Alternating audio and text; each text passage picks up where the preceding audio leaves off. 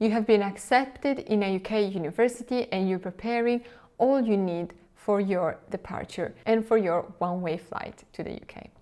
A very important part of your preparation is the luggage, what you're going to pack in it.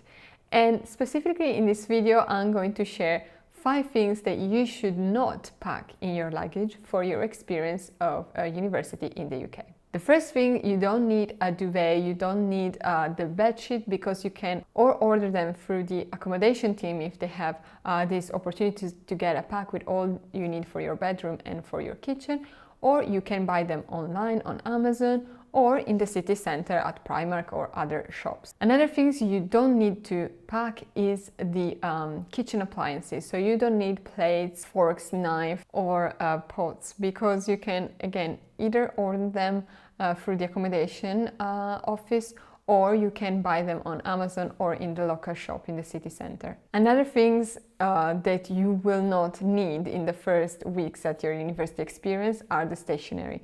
That's because during the fresher week, every stand is going to have small notebooks or pens that they are going to give for free. So you will have so many pens and highlighters that you won't need to do any shopping for them, or you don't need to bring them from your hometown.